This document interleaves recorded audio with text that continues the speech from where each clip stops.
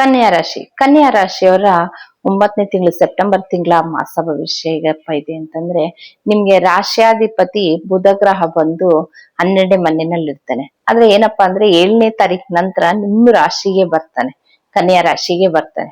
ಕನ್ಯಾ ರಾಶಿಯವ್ರಿಗೆ ಹೇಗಪ್ಪ ಅಂತಂದ್ರೆ 11ನೇ ಮನೆಯಲ್ಲಿ ನಿಮ್ಗೆ ಇದು ಗುರುಗ್ರಹ ಕೂತ್ಕೊಂಡಿರ್ತಾನೆ.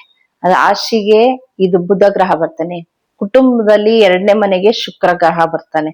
ಸಪ್ತಮದಲ್ಲಿ ಶನಿ ಗ್ರಹ ಇರ್ತಾನೆ. ಒಂಥರ ಹೆಂಗೆ ಅಂದ್ರೆ ಕನ್ಯಾ ರಾಶಿಯವರಿಗೆ ಒಂಥರ ಎಲ್ಲಾದ್ರಲ್ಲೂ ಒಂಥರ ಬೆನಿಫಿಟ್ಗಳು ಜಾಸ್ತಿ ಅಂತಾನೆ ಹೇಳ್ಬೋದು. ಎಲ್ಲಾದ್ರಲ್ಲೂ ಅಂದ್ರೆ ಪ್ರತಿ ಒಂದ್ ವಿಷಯದಲ್ಲೂ, ಒಂದ್ ಹಣಕಾಸಿನಲ್ಲಿ ಇರ್ಬೋದು, ಪ್ರತಿ ಒಂದ್ ಯಾವ್ದ್ರಲ್ಲಾದ್ರೂ ಎಲ್ಲಾದ್ರಲ್ಲೂ ನಿಮ್ಗೆ ಒಂಥರ ಉತ್ತಮ ಅಂತಾನೆ ಹೇಳ್ಬೋದು. ಅದ್ರಲ್ಲಿ ರವಿ ಗ್ರಹ ಮಾತ್ರ 12ನೇ ಮನೇಲಿ ಇರ್ತಾನೆ.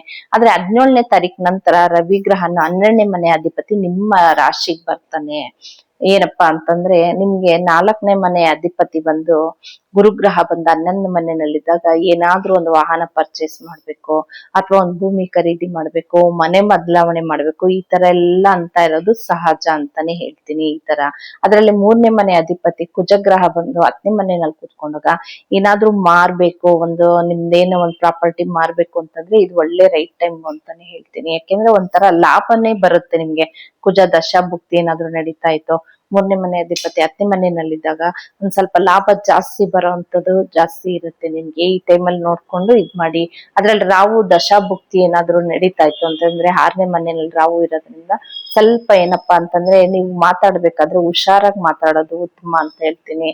ಅಥವಾ ಯಾವ್ದೋ ಒಂದು ಬಿಸ್ನೆಸ್ ಕೈ ಹಾಕುವಂಥದ್ದು, ಯಾರಿಗೂ ಒಂದು ದುಡ್ಡು ಕೊಡೋವಂಥದ್ದು ಸ್ವಲ್ಪ ನೋಡ್ಕೊಂಡು ಮಾಡಿ. ಯಾಕೆಂದ್ರೆ 6ನೇ ಮನೆಯಲ್ಲಿ ಸ್ವಲ್ಪ ಲಾಸ್ ಆಗೋಂಥ ಚಾನ್ಸಸ್ ಇರುತ್ತೆ, ನಂಬಿಸಿ ಮೋಸ ಮಾಡೋಂಥದ್ದು ಇರುತ್ತೆ.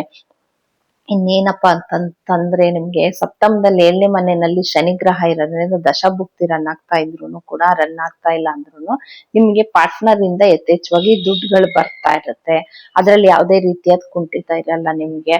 ಆದ್ರೆ 12ನೇ ಮನೆ ದಶ ಏನಾದ್ರು ರವಿ ದಶಾಭುಕ್ತಿ ನಡೀತಾ ಇತ್ತು ಅಂದ್ರೆ ಸ್ವಲ್ಪ ಲಾಸ್ ಆಗೋಂತ ಚಾನ್ಸಸ್ ಇರುತ್ತೆ. ಯಾಕೆಂದ್ರೆ 12ನೇ ಮನೆಯಲ್ಲೇ ರವಿ ಗ್ರಹ ಇರೋದ್ರಿಂದ. ಆದ್ರೆ ಅವ್ನು 17ನೇ ತಾರೀಕು ನಂತರ ನಿಮ್ ರಾಶಿಗೆ ಬರ್ತಾನೆ.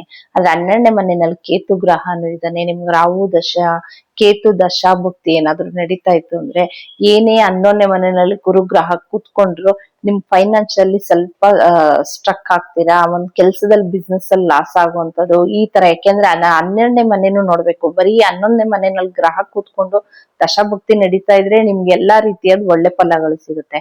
ಆದ್ರೆ ನಿಮ್ಗೆ 12ನೇ ಮನೆಯಲ್ಲಿ ಕೇತು ದಶ ನಡೀತಾ ಇದೆ, ಈ ಕಡೆ ರಾಹು ದಶಾಭುಕ್ತಿ ನಡೀತಾ ಇದೆ ಅಂದ್ರೆ ಯಾವುದೇ ರೀತಿಯ ಉತ್ತಮ ಫಲಗಳು ನಿಮ್ಗಿರಲ್ಲ. ಆದ್ರೆ ಕುಟುಂಬದಲ್ಲಿ ಏನಪ್ಪಾ ಅಂದ್ರೆ 2ನೇ ಮನೆಗೆ ಶುಕ್ರ ಗ್ರಹ ಬರೋದ್ರಿಂದ ಈ ತಿಂಗಳು ನಿಮ್ಗೆ ಸ್ವಲ್ಪ ರಿಲೀಫ್ ಅಂತಾನೆ ಹೇಳ್ಬೋದು. ಇದಿಷ್ಟು ಬಂದು ಕನ್ಯಾ ರಾಶಿಯವರ ಮಾಸ ಭವಿಷ್ಯ.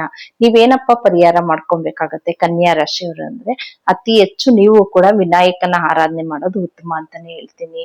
ಅದ್ರ ವಯಸ್ಸಾಗಿರೋರು ಯಾರಾದ್ರೂ ಇತ್ತು ಅಂದ್ರೆ ಅವ್ರಿಗೆ ಸ್ವಲ್ಪ ಹೆಲ್ತ್ ಇಶ್ಯೂಸ್ ಜಾಸ್ತಿ ಬರ್ತಾ ಇರುತ್ತೆ. 6ನೇ ಮನೆಯಲ್ಲಿ ರಾಹು ಇರ್ತಾನೆ, ರಾಹು ಆರಾಧನೆ ಮಾಡೋವಂಥದ್ದು, ಕೇತು ಆರಾಧನೆ ಮಾಡೋವಂಥದ್ದು. ಪ್ರತಿ ಕೇತು ದಶ ದಿವಸ ಅಶ್ವಿನಿ ಮಖ ಮೂಲ ನಕ್ಷತ್ರದ ವಿನಾಯಕನಿಗೆ ಏನೋ ಒಂದು ಅರ್ಚನೆ ಕೊಡೋದು, ಅಭಿಷೇಕ ಕೊಡೋದು ಮಾಡಿದ್ರೆ ಆದಷ್ಟು ಹೆಲ್ತ್ ಇಶ್ಯೂಸ್ ಕಮ್ಮಿ ಆಗ್ತಾ ಬರುತ್ತೆ. ಇದಿಷ್ಟು ಬಂದು ಕನ್ಯಾ ರಾಶಿಯವರ ಮಾಸ ಭವಿಷ್ಯ.